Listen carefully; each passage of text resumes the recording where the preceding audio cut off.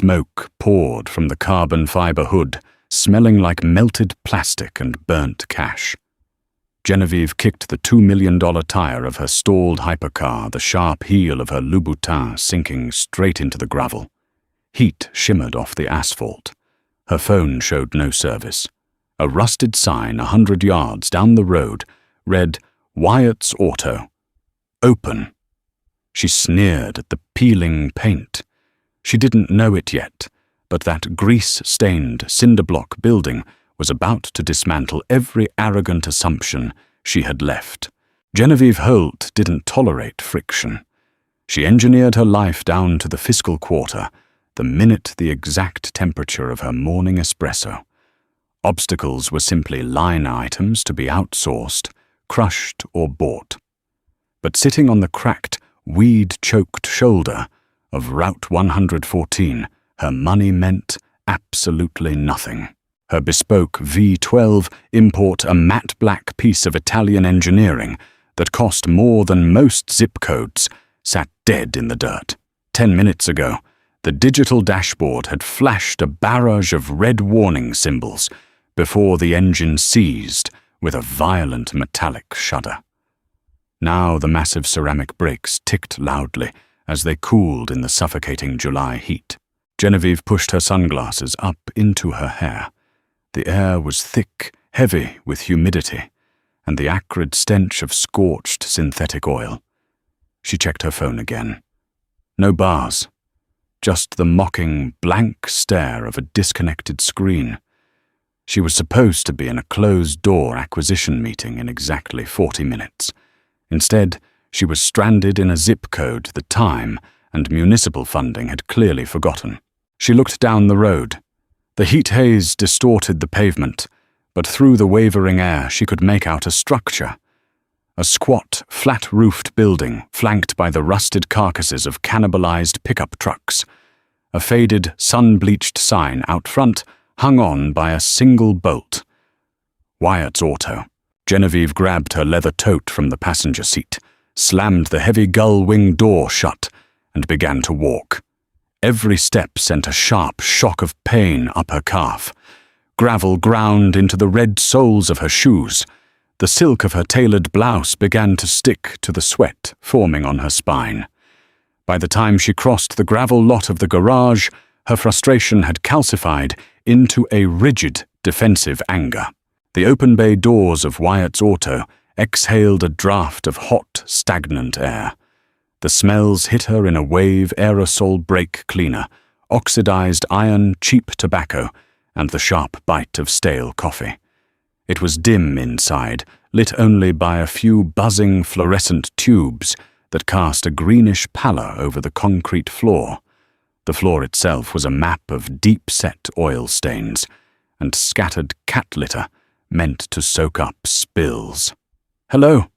Genevieve's voice echoed sharply, cutting through the low drone of a box fan. From beneath a lifted Chevy sedan, a creeper rolled out. A man sat up, wiping a pair of thick, grease-stained hands on a shop rag. Caleb Wyatt didn't look like a savior. He looked exhausted. He wore a faded grey t-shirt with holes worn through the collar, his forearms corded with muscle and smeared with black grit. He pulled off his safety glasses, leaving clean, pale circles around his pale blue eyes, contrasting sharply with the sweat-streaked dirt on the rest of his face. "Shop's closed for lunch," Caleb said. His voice was flat, carrying the gravelly texture of someone who hadn't spoken much all day.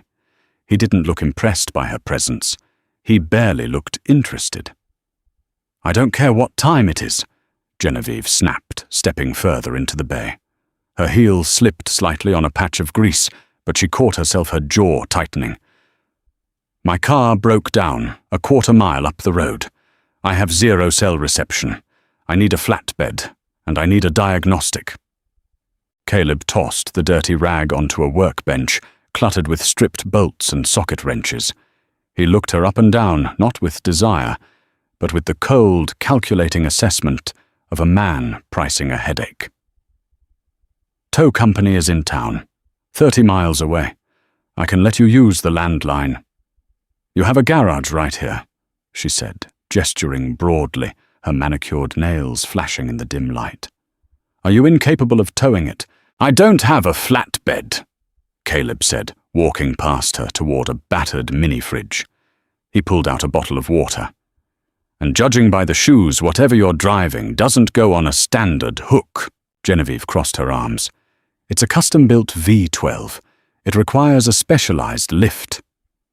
She looked around the shop, her upper lip curling. Her eyes landed on a small boy, maybe 6 years old, sitting quietly on an overturned plastic milk crate in the corner. The kid was pushing a battered toy truck through a pile of metal shavings. Honestly, she scoffed the adrenaline and stress overriding her filter. "I wouldn't let this place change the wiper fluid on my car anyway. This garage is a liability. It smells like rat urine and desperation."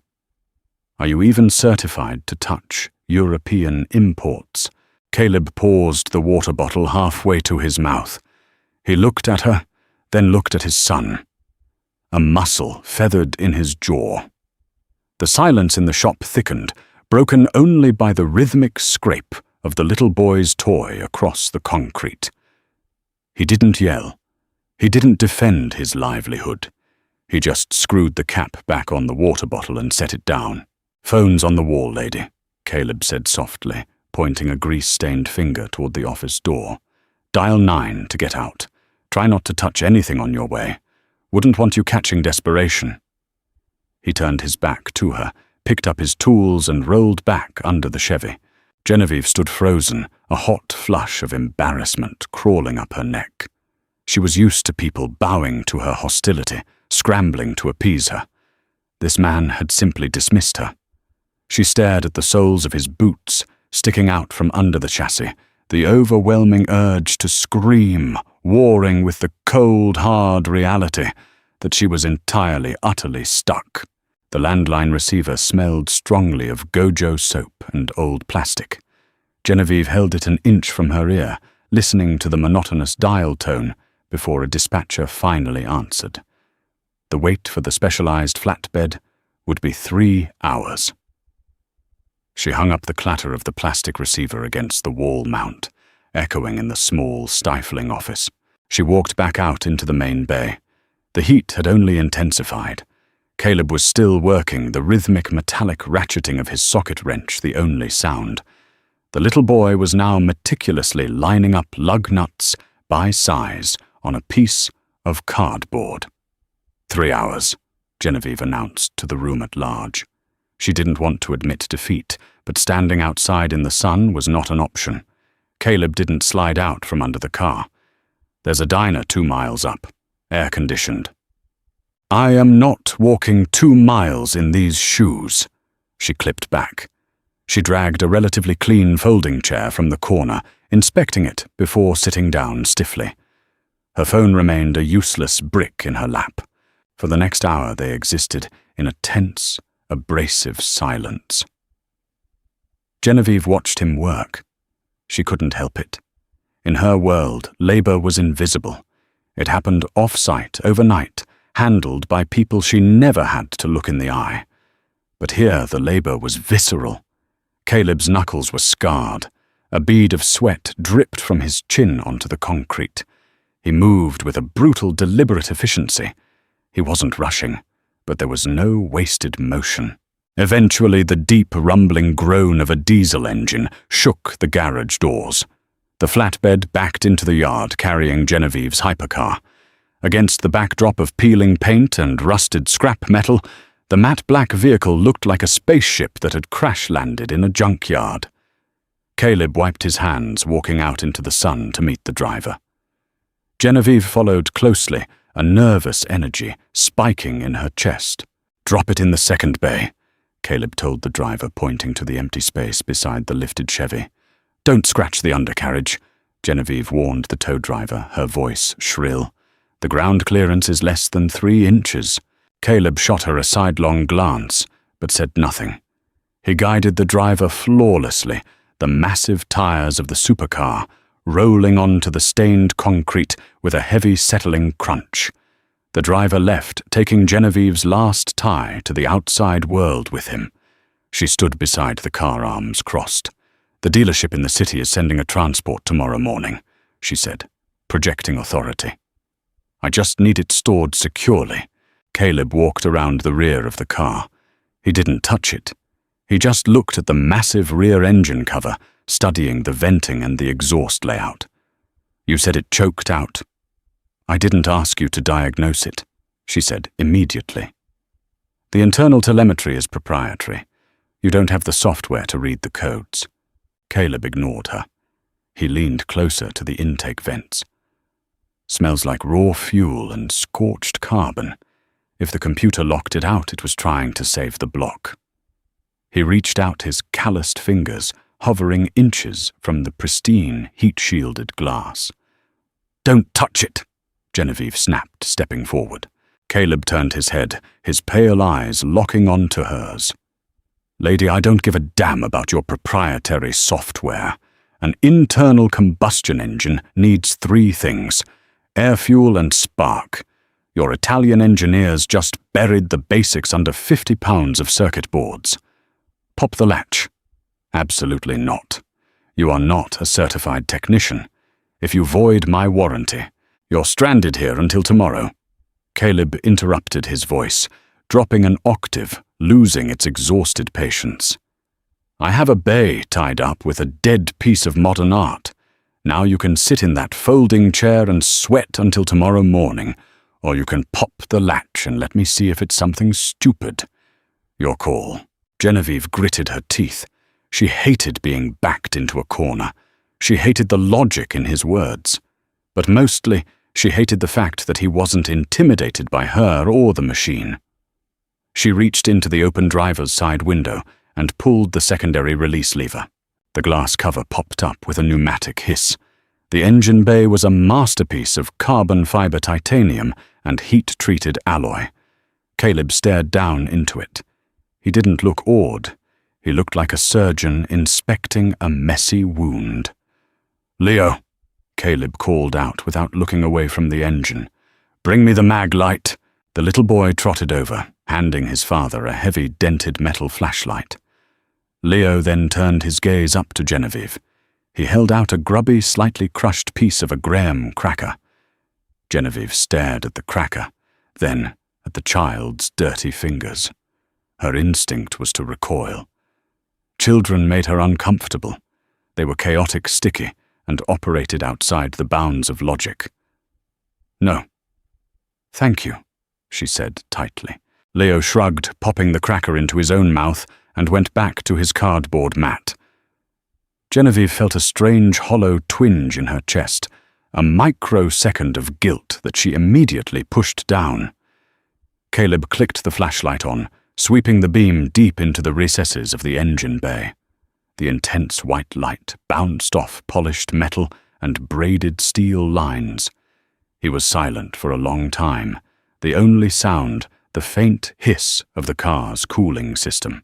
"Here," Caleb muttered, reaching deep into a narrow gap between the firewall and the intake manifold. Genevieve craned her neck, trying to see past his thick forearm. He pulled his hand back. Between his thumb and forefinger was a small severed wire, the copper casing melted and blackened. "Primary mass airflow sensor relay," Caleb said, wiping the soot from his fingers. Wiring harness got pressed against the exhaust manifold. Heat shielding failed. Wire melted, grounded out on the block. The computer thought the engine wasn't getting air, so it flooded the cylinders with fuel to compensate, then shut the whole thing down to prevent a fire. Genevieve stared at the tiny, insignificant wire. A $2 million machine. She whispered, her voice, devoid of its usual sharp edge, stopped by a melted wire. "Doesn't matter what it costs," Caleb said, turning off the flashlight. "Metal gets hot. Plastic melts. Physics doesn't care how much money is in your checking account." He looked at her, his expression unreadable. For the first time all day, Genevieve Holt had absolutely nothing to say. Genevieve sank back onto the cold metal of the folding chair, the stiff joints of the seat groaning under her slight weight. The garage was growing darker. The aggressive July sun had finally dipped below the tree line, leaving the concrete bay bathed in the bruised purple light of early evening. Her phone screen lit up in her hand 11%. No service. She watched Caleb Wyatt walk to the large utility sink mounted against the cinder block wall. He turned the rusted tap, the pipes shuddering, before spitting out a stream of cold water. He pumped a massive glob of pumice hand cleaner onto his palms and began to scrub. The sound was abrasive, a harsh, rhythmic scratching that seemed to amplify in the quiet shop. He scrubbed up to his elbows, digging the coarse soap into the webbing of his fingers under his fingernails. It was a ritual of blue-collar absolution that Genevieve had never witnessed up close. He grabbed a roll of heavy blue paper towels, drying his hands, as he walked over to a breaker box. He flipped a series of switches. The buzzing fluorescent tubes overhead flickered and died. The sudden absence of the electric hum made the silence feel heavy. "I lock up at 6, Caleb said, tossing the damp blue towel into a metal drum. Genevieve looked at her Cartier watch. It was 5:45. "And where exactly do you expect me to go?" "Diner's closed. Tow yard won't send a cab out here until morning." Caleb replied, his tone devoid of sympathy. He walked over to where Leo was still playing on the floor, scooping the boy up with one arm. Leo naturally wrapped his legs around his father's waist, burying his face in Caleb's shoulder. "I've got an apartment upstairs. You can take the couch, or you can sleep in the driver's seat of your paperweight. I don't care either way." Genevieve stiffened. The idea of sleeping in her car was humiliating. The idea of sleeping on a stranger's couch in a grease-stained garage was revolting. "I'll pay you $1,000 right now to drive me to the city." "Trucks on blocks waiting for a master cylinder," Caleb said, gesturing vaguely to the cannibalized Chevy. "Wouldn't matter if you offered 10. I have a kid who needs dinner and a bath." He didn't wait for her to argue. He turned and walked toward a heavy steel door at the back of the shop. Genevieve sat alone in the dimming garage. The ambient heat radiating from the concrete floor was stifling. She looked at her custom-built supercar sitting dead and useless and felt a sudden sharp spike of panic. It was a completely foreign sensation. She was Genevieve Holt. She dictated terms. She didn't get marooned in rural purgatory. She stood up her calves, screaming from the stilettos, grabbed her leather tote, and marched toward the steel door. She pushed it open, expecting a continuation of the grime. Instead, she found a narrow, steep staircase, covered in worn but meticulously vacuumed beige carpet. She climbed her heels, sinking into the soft padding, until she reached the landing. The apartment was small, smotheringly small. The air smelled of old wood laundry detergent and the lingering phantom of burned toast. A window air conditioning unit rattled violently in the living room, fighting a losing battle against the summer heat. The furniture was a collection of mismatched thrift store finds: a brown corduroy sofa, a particle board coffee table scuffed at the edges, and a single armchair covered in a faded floral sheet. Yet it was ruthlessly clean. There were no dirty dishes in the tiny kitchenette sink.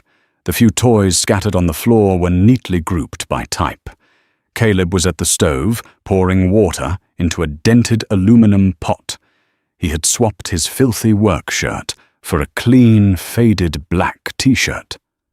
Without the layer of shop grime, he looked younger, though the deep lines of exhaustion around his eyes remained. "Take your shoes off," he said, not looking back. "Carpet's old, but I try to keep the oil tracked to a minimum." Genevieve bristled. "My shoes are perfectly—" "Take them off," he repeated, his voice flat, hitting a hard boundary she wasn't used to encountering. "Or go sleep in the bay." She glared at the back of his head. Slowly, resentfully, she reached down and unbuckled the straps of her Louboutins. She stepped out of them, her bare feet hitting the cheap carpet.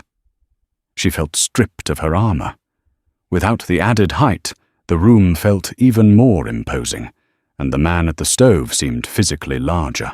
She walked over to the corduroy sofa and sat down, perched on the absolute edge, her spine rigidly straight. She placed her tote bag squarely on her lap, a barrier between herself and the environment. Leo emerged from a small hallway. He was wearing cartoon pajamas that were slightly too short at the ankles. His hair was damp from a quick wash. He stopped when he saw Genevieve, his blue eyes exact replicas of his father's, staring at her with unfiltered curiosity. He didn't say a word. He just walked to a plastic bin, pulled out a handful of wooden blocks, and sat cross-legged on the floor precisely 2 feet away from her pristine, silk-clad knees. Genevieve tried to ignore him. She stared at the rattling AC unit. "Do you have Wi-Fi?" "No." Caleb answered, dumping a box of dry pasta into the boiling water. "Who doesn't have Wi-Fi in the 21st century?" she muttered more to herself than him. "Someone who prioritizes the mortgage over streaming movies." Caleb shot back, turning to face her.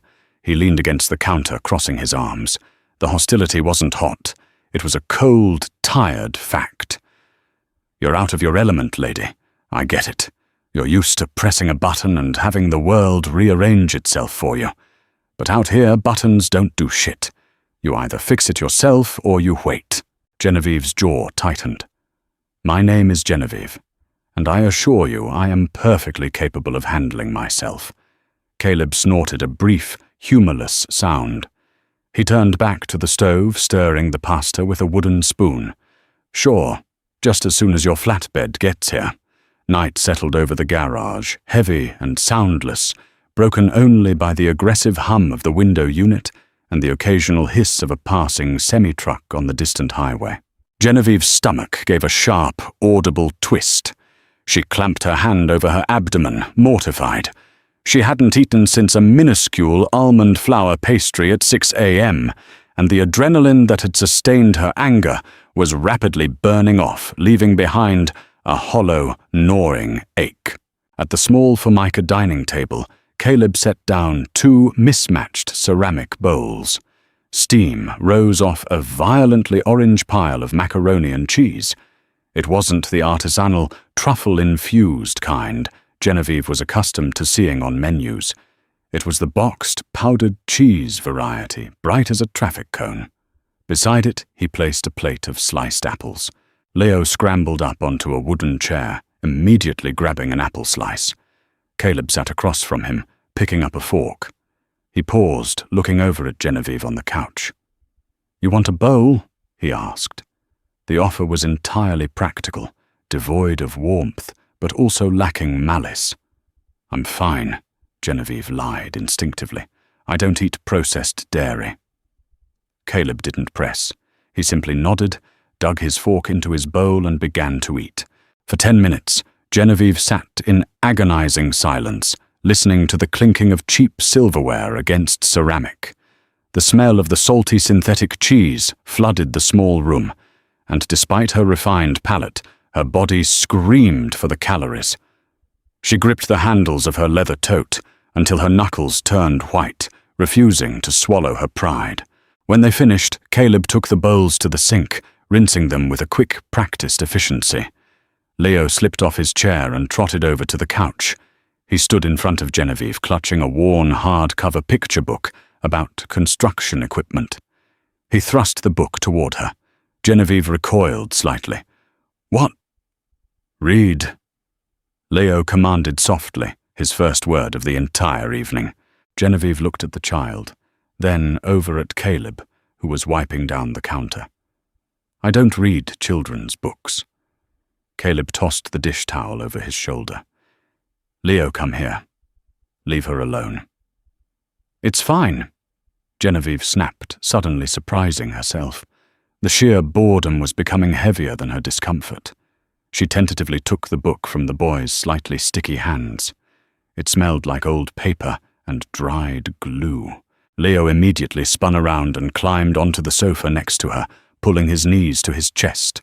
He was close enough that she could feel the heat radiating from his small body. She opened the book. The spine cracked in protest. "The excavator digs a deep trench," she read, her voice stiff, adopting the tone she used in quarterly earnings calls. She turned the page. "The bulldozer pushes the heavy dirt." She felt ridiculous. She was a CEO who commanded rooms of seasoned executives, currently reading a board book to a mechanic's kid in a stifling room above a dilapidated garage. Yet as she read, she noticed Leo's absolute, unwavering attention. He tracked her finger across the page, completely absorbed in the mundane facts of hydraulics and diesel engines. "Bedtime, buddy," Caleb announced after she finished the third page. Leo didn't whine or protest. He slid off the couch, walked over to Caleb and lifted his arms. Caleb picked him up, kissing the top of the boy's head, before carrying him down the short hallway. A door clicked shut. When Caleb returned to the living room, the dynamic shifted. The buffer was gone. He walked over to a small, cluttered desk, tucked in the corner, and pulled out a stack of paper mail. He began sorting through it, tearing open envelopes with a calloused thumb. Genevieve watched him. Her analytical brain, starved of its usual inputs, zeroed in on the details. The envelopes had red warning stamps. Past due. Final notice. She recognized the heavy textured paper of municipal tax forms and the cheap window envelopes of collection agencies. "Your accounts receivable must be a nightmare," Genevieve said the words, slipping out before her filter could catch them. Caleb froze a utility bill halfway open in his hands. He slowly turned his head to look at her. The exhaustion in his eyes had vanished, replaced by a sharp, cold flint. "Excuse me, you're running a cash-poor business," she continued, her corporate instincts taking the wheel a defense mechanism against her own vulnerability. "Your location is terrible. You have no specialized diagnostic equipment, which cuts you out of the high-margin modern vehicle market. You're surviving on oil changes and brake pads for vehicles older than your son. It's a dying model." Caleb put the mail down on the desk. He walked slowly across the room, stopping about 3 feet from the couch. He looked down at her. "You think you've got me figured out because you saw a couple of red envelopes?" He asked, his voice low, dangerously quiet over the rattle of the AC. "I understand ledgers," Genevieve said, lifting her chin, refusing to break eye contact. "I buy and dismantle companies 10 times the size of this garage before my morning coffee. You are heavily leveraged and bleeding capital." Caleb leaned forward slightly. "You know what I understand? I understand that you're sitting on a thrift store couch, barefoot, starving, because you're too proud to eat a bowl of cheap pasta. I understand that your $2 million car is a dead piece of metal in my bay because of a melted copper wire." He pointed a thick finger at her. "You know how to move money around, Genevieve. But out here in the actual world, you don't know how to survive. You don't know how to fix a damn thing when it breaks. So don't sit in my house looking at my bills and lecture me about how I live my life." The silence that followed was suffocating. Genevieve's heart hammered against her ribs. She wanted to fire back, to eviscerate him with logic and market realities. But looking into his hard, unflinching eyes, she realized with a sickening drop in her stomach that he was entirely right. She was useless here.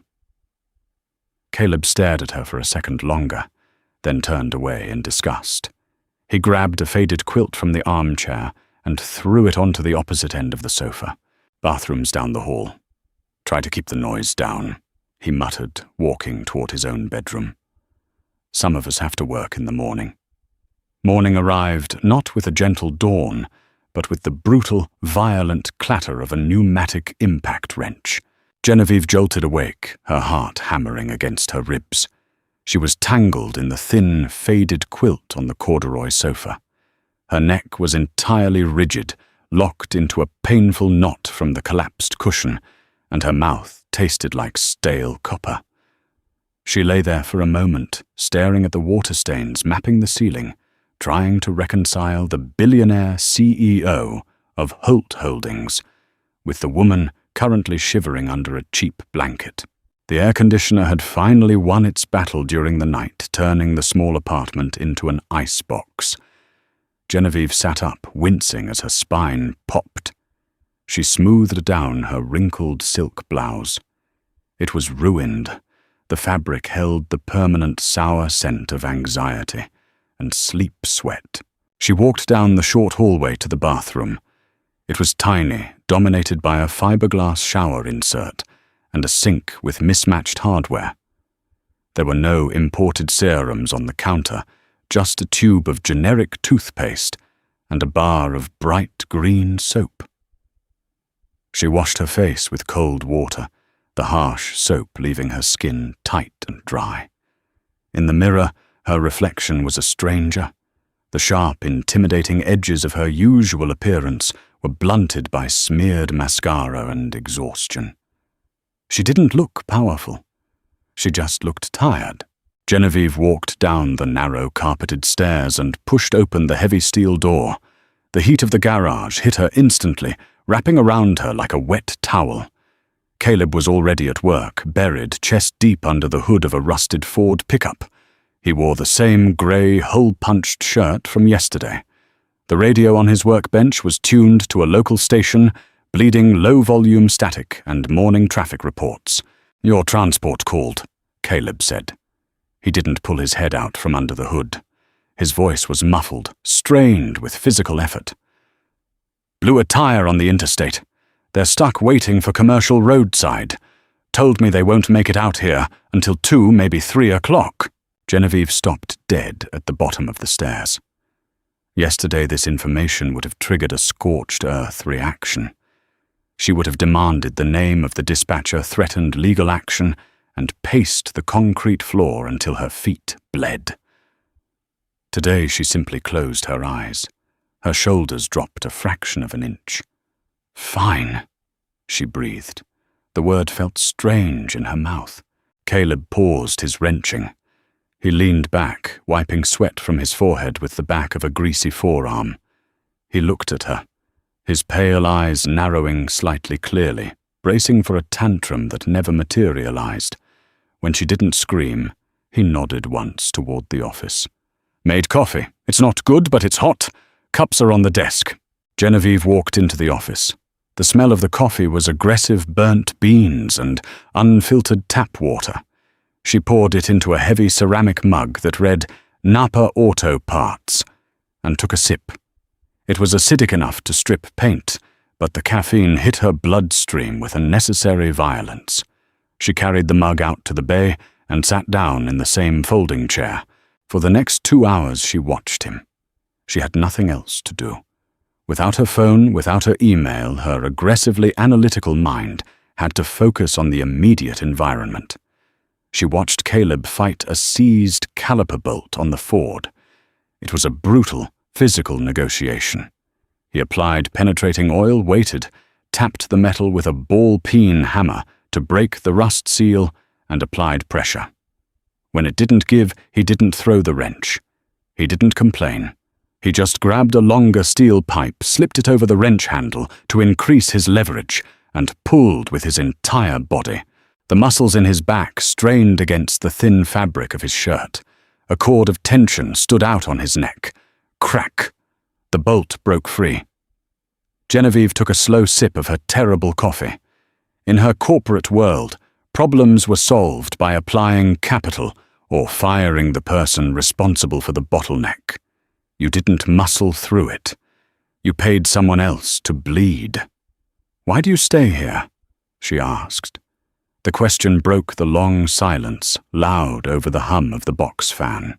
Caleb tossed the rusted bolt into a metal tray. He didn't look at her. "I own the building. Inherited it from my old man. No mortgage on the commercial space, just the property taxes." "But it's failing," she said, leaning forward. It wasn't an insult this time. It was a genuine inquiry. "You're a skilled technician. I can see that. Dealerships in the city pay 6 figures for master mechanics. You wouldn't have to deal with collections. You wouldn't be fighting over scrap metal. Caleb grabbed a wire brush and began scrubbing the exposed wheel hub. The sharp rasping sound filled the bay. Dealerships have hours, strict shifts, 6 days a week. He stopped scrubbing and looked over at the corner where Leo was quietly drawing on a piece of scrap cardboard with a thick pencil. Leo's mum left when he was 2. Didn't like the noise, didn't like the dirt, just walked. I don't have family to watch him. Daycare in the city costs more than a mortgage. Caleb turned his gaze back to Genevieve. It was devoid of self-pity. Here I set the hours. If he gets sick, I lock the doors.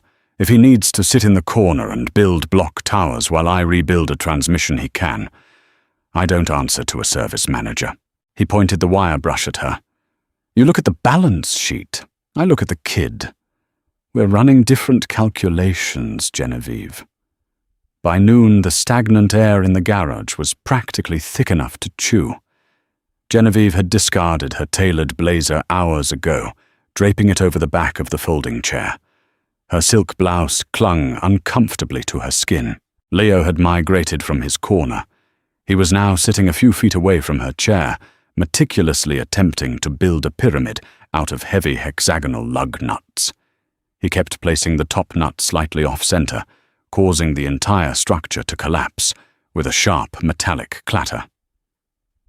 After the 5th collapse, the boy let out a small, frustrated sigh and rested his chin in his hands. Genevieve watched him. Her fingers twitched. She dealt with unstable structures every day, albeit corporate ones. Slowly she slid off the folding chair. She knelt on the concrete floor, wincing as the hard surface dug into her kneecaps. She smelled old oil and dust. Your foundation is flawed, she said quietly. Leo looked up, his blue eyes wide. Genevieve reached out her manicured fingers, brushing against the cold, greasy steel of the lug nuts. You're putting the smooth side against the beveled edge. It slips. She took the base layer and flipped the nuts so their flat sides locked against each other. Try it now, flat to flat. Leo hesitated, then picked up the next nut. He placed it carefully flat, side down. It held solid. He placed another. The pyramid rose, stable and symmetrical. When he placed the final piece on top, he looked at Genevieve. He didn't smile, but he gave a sharp, definitive nod of approval. Hey. Genevieve flinched, looking up. Caleb was standing by the driver's side of the lifted Chevy. His hands were coated in black fluid. I need a favor, Caleb said. The words clearly tasted like ash in his mouth. He looked furious just having to ask. Genevieve stood up, dusting off the knees of her trousers. What? I'm bleeding the brake lines. I need someone to pump the pedal while I'm under the chassis, cracking the bleeder valves. He gestured toward the open door of the rusted sedan. Leo's legs aren't long enough to reach the floorboards. Genevieve stared at the car. The interior was a disaster of cracked vinyl fast food wrappers and deeply ingrained dirt. It was a biohazard. You want me to get in that? I want to finish this job so this guy can pick up his car and pay me so I can buy groceries, Caleb said, his patience instantly vaporizing. I need a right foot. Takes 3 minutes. Are you capable of pressing a pedal, or is that too blue-collar for you? The challenge hung in the air.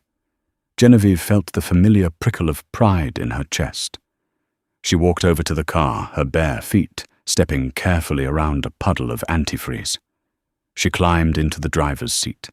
It smelled intensely of damp upholstery and cheap vanilla air freshener. What do I do? She asked, her voice tight. Caleb grabbed a wrench and a clear plastic tube, rolling his creeper under the rear axle. When I say push, press the brake pedal all the way to the floor and hold it. Do not let up until I say release. If you let up early, you suck air back into the lines and we start over. Understood. I understand basic instructions, She snapped back. "All right, push." Genevieve pressed her bare foot against the rubber pedal. It was stiff, fighting her weight. She pushed it to the floor. "Holding," she called out. From underneath, she heard the scrape of a wrench, followed by a soft, hissing sound. "Release." She lifted her foot. "Push." They repeated the rhythm. Push. Hold. Hiss. Release. It was entirely mindless, yet it required absolute synchronization.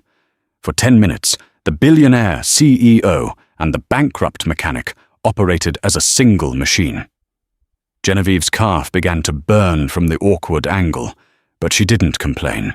She focused on the resistance of the pedal, the mechanical feedback of the fluid moving through the steel lines beneath her feet. "Done," Caleb called out. He rolled out from under the car, wiping his hands on a rag. "Brakes are tight. Thanks." Genevieve opened the door and stepped out. As she swung her legs out, her right calf brushed heavily against the exposed, grease-coated latch of the door jamb. She froze. A thick, black streak of heavy-duty bearing grease was smeared across the light grey fabric of her tailored trousers.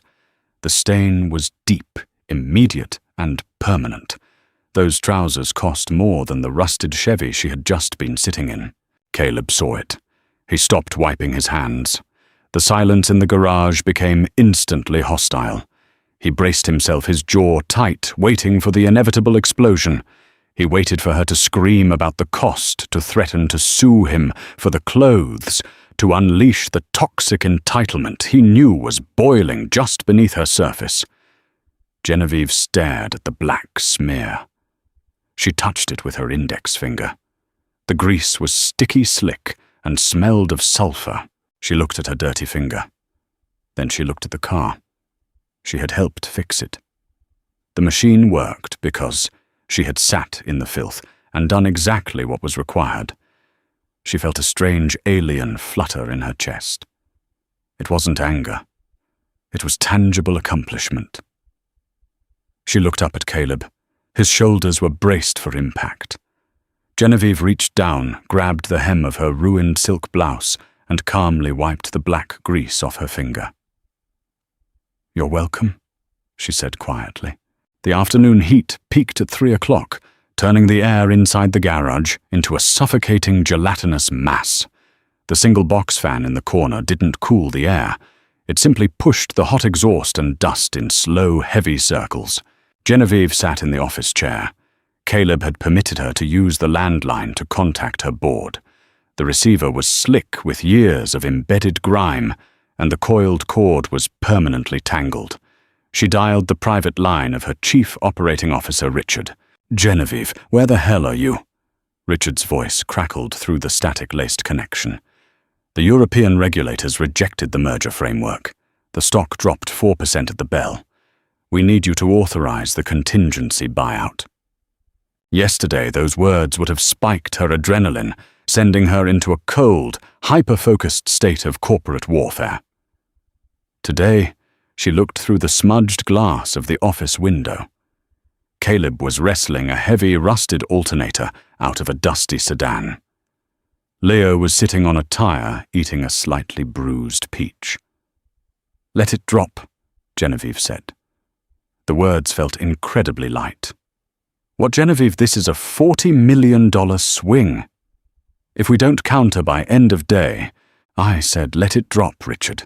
She repeated her tone, flat, lacking its usual serrated edge. "The European assets are bloated. Let the market adjust the valuation. We'll buy them out of bankruptcy in 6 months for a fraction of the cost. Cancel the afternoon briefings. I'm entirely unreachable." She hung up before he could argue. The plastic receiver clattered into its cradle.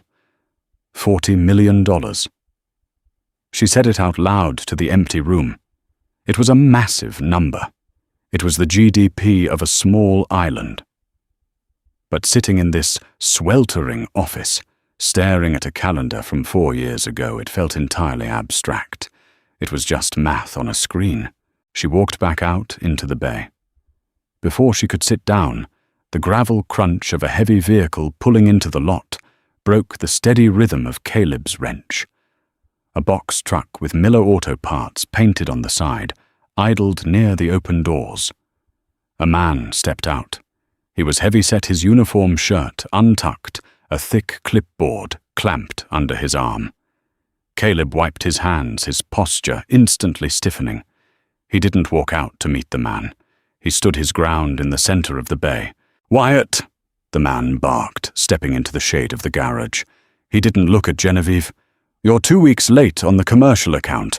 I'm not dropping the master cylinder for the Chevy until the balance is cleared."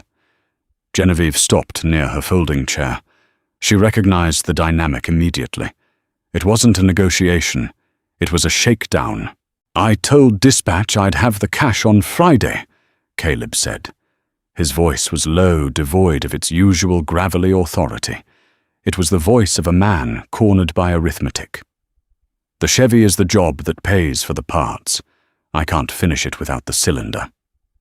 "Not my problem," the delivery driver said, tapping the clipboard with a thick pen. "Corporate flagged the account. It's COD moving forward, and they want the back balance today. $840, Caleb, or the parts go back to the warehouse." Genevieve watched Caleb's jaw work. He looked at the half-assembled Chevy on the lift. He looked at Leo, who had stopped eating his peach and was watching the large man with quiet apprehension. Caleb reached into his back pocket. He pulled out a worn leather wallet, opening it to reveal a thin stack of bills. He counted them out on the hood of a nearby car. 50s, 20s, a handful of 10s. It was visceral, humiliating work. $300, Caleb said, sliding the cash across the dirty metal. "Leave the cylinder. I'll have the rest by Friday noon." The driver scoffed, scooping up the money. "I'll take the $300 against the back debt, but I'm keeping the cylinder. Have the remaining $540 by Friday, or I'm sending this to collections." The driver turned and walked back to his truck, the diesel engine roaring to life before crunching out of the gravel lot.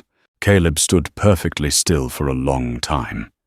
The bay was dead quiet, save for the rattle of the fan. He slowly picked up his wrench. He didn't throw it. He didn't scream. He just walked back to the sedan, slid his safety glasses over his eyes, and went back to work. Genevieve felt a cold, sharp anger slice through her chest. It wasn't directed at Caleb. It was directed at the absolute brutal inefficiency of the situation. "Your margins are a joke," she stated, stepping closer to his workspace. Caleb didn't stop wrenching. "Not now, Genevieve. You are operating on a negative cash flow loop." She pressed her analytical brain, unable to let the structural failure go. "You're paying high-interest penalties to suppliers because you lack the capital to buy bulk, which delays your turnaround time, which delays your accounts receivable. You are literally bleeding to death over an $800 invoice." Caleb dropped the wrench. It hit the concrete with a sharp, ringing crack. He turned on her, his chest heaving, the grease on his face shining in the dim light. "I know the math," he roared, the sudden volume making Genevieve flinch. Leo whimpered slightly from his spot on the tire. Caleb instantly lowered his voice, running a hand over his face. "I know the damn math. I know I'm drowning. But I don't have a board of directors to bail me out.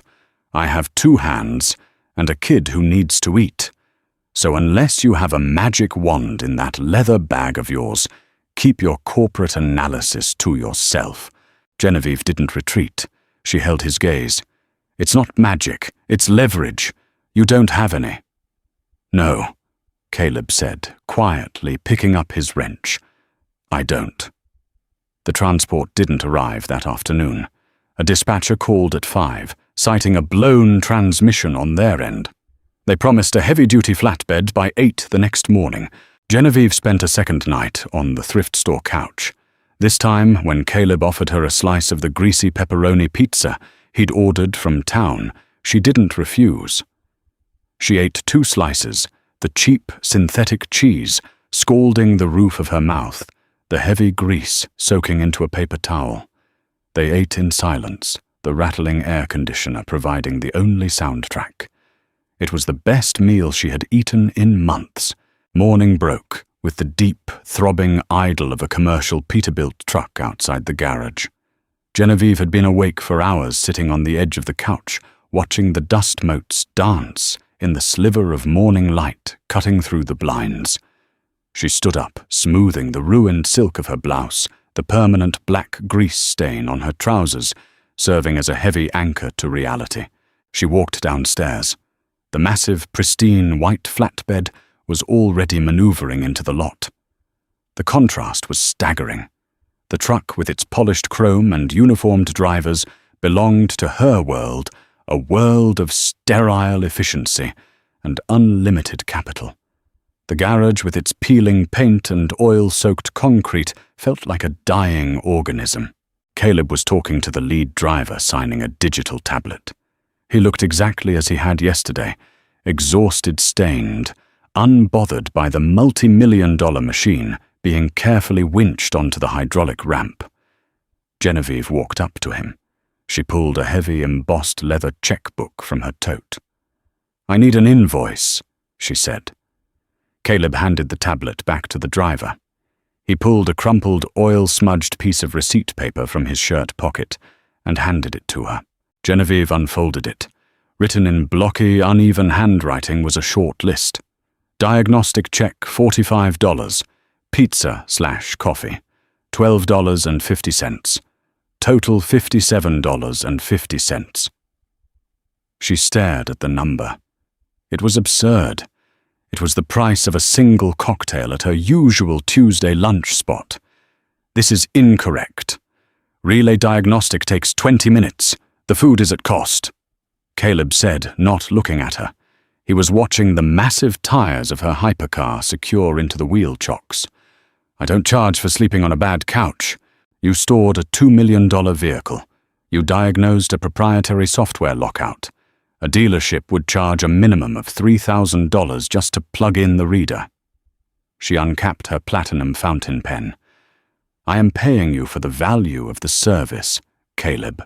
"I don't run a dealership," he said, turning to face her. His pale eyes were hard, unyielding. "I fix what's broken. I didn't fix your car. I just pointed a flashlight at a melted wire. Pay the $57.50, Genevieve, or keep your money. I don't want charity." Genevieve gritted her teeth. She wrote the check for exactly $57.50, signed it with a sharp, aggressive slash, and held it out. Caleb took it, folding it without looking at the amount, and shoved it into his pocket. "Have a safe trip." He didn't offer his hand. He didn't wait for a goodbye. He turned and walked back into the dim interior of the garage, the heavy soles of his boots scraping against the concrete. Genevieve stood by the flatbed, a sudden, inexplicable tightness gripping her throat. A black SUV summoned by the transport company idled near the road to take her back to the city. She climbed into the back seat. The door shut with a heavy vacuum-sealed thud, instantly cutting out the noise of the cicadas and the distant highway. The air conditioning was frigid, smelling faintly of leather cleaner and ozone. For the 2-hour drive back to the city, Genevieve stared out the tinted window. The rusted barns and cracked asphalt gave way to sprawling suburbs, and finally the towering glass monoliths of the financial district. It was her kingdom. She had clawed her way to the top of it, leaving a trail of dismantled competitors in her wake. The SUV pulled up to the subterranean parking garage of Holt Holdings. Her assistant, a nervous young man named Peter, was waiting by the private elevator. He was vibrating with anxiety, holding an iPad like a shield. "Ms. Holt, the board has been waiting for 40 minutes, Peter babbled as she stepped out of the vehicle. "Richard managed to stall the European regulators, but they need your signature on the leverage documents before the European markets open." Genevieve ignored him. She walked into the elevator, the mirrored doors sliding shut. She looked at her reflection.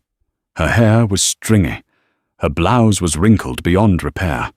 The black grease stain on her trousers screamed against the pristine surroundings. The elevator pinged at the 60th floor. The doors opened to a sprawling expanse of frosted glass, polished white marble, and hushed voices. She walked past the rows of analysts staring at glowing screens, past the abstract art hanging on the stark white walls, and pushed open the heavy oak doors of the boardroom. 12 executives in bespoke suits stopped talking instantly. Richard, standing at the head of the long mahogany table, let out a visible breath of relief. "Genevieve, thank God. We have the contracts right here," Richard said, sliding a thick stack of paper toward her empty chair. "If we deploy the capital now, we can choke out their supply chain by Q3. Genevieve stood at the end of the table. She didn't sit down. She looked at the contracts. She looked at Richard's manicured hands. She looked around the room at the people who moved billions of dollars without ever touching a single physical product. She raised her right hand, rubbing her thumb against her index finger. There was still a microscopic shadow of grease worked deep into the cuticle.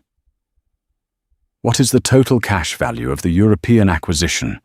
Genevieve asked, her voice echoing slightly in the vast, silent room. $412 million, Richard said, blinking in confusion. "You know this." Genevieve looked down at her ruined trousers. Physics didn't care about the balance sheet. Metal got hot, plastic melted, and eventually the friction destroyed the machine. "Cancel it," Genevieve said. The room erupted into a cacophony of panicked voices. Richard slammed his hands on the table. "Genevieve, you can't be serious. This is a hostile takeover. We are positioned to strip their assets and double our quarterly projections. You're walking away from a gold mine." "I am perfectly serious," Genevieve said, her voice cutting through the noise like a ceramic blade. She looked at Richard, feeling nothing but a profound, hollow exhaustion. "We are heavily leveraged in theoreticals, Richard. We buy paper. We sell paper. I am tired of paper." She turned around and walked out of the boardroom, leaving the door wide open. 72 hours after walking out of the boardroom, Genevieve parked a rented, unremarkable grey sedan on the gravel shoulder of Route 114. She turned off the engine. The silence was immediate, heavy and hot. She wasn't wearing Louboutins or imported silk.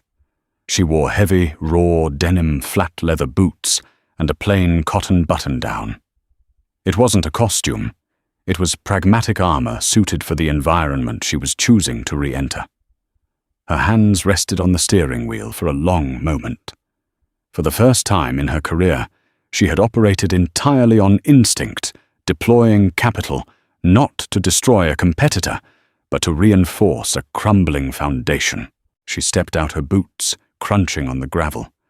The oppressive July sun baked the ambient smell of vaporized gasoline, oxidized metal, and rotting weeds deep into the cracked asphalt. Inside the dim bay, Caleb Wyatt was losing a fight. He was wedged under the dashboard of a rusted minivan, a flashlight clenched in his teeth, swearing softly around the metal casing. A fresh, dark smear of blood stained his left forearm, where a slipped wrench had taken off a layer of skin. He pulled himself out, wiping his face with a rag that was already saturated with black grease. He looked significantly worse than Tuesday. The exhaustion had settled deeper into the orbital bones of his eyes, leaving him hollowed out, a man running on fumes and stubbornness. In the corner, Leo was quietly pushing a toy bulldozer through a pile of sawdust, his small face streaked with dirt. He looked up, spotting Genevieve, but said nothing, his blue eyes guarded. On the metal workbench, beside a scattered pile of final notice invoices and a half-empty bottle of cheap ibuprofen, sat exactly $412. It was Friday. Noon was exactly 10 minutes away. Genevieve didn't announce herself. She stood silently by the open bay doors, watching him stare at the inadequate pile of cash. The brutal, suffocating arithmetic of his life was laid bare on that greasy metal table.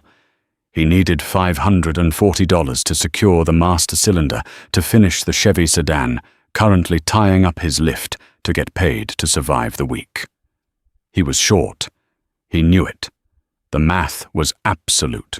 The deep rattling hum of a diesel engine shook the loose tools hanging on the pegboard.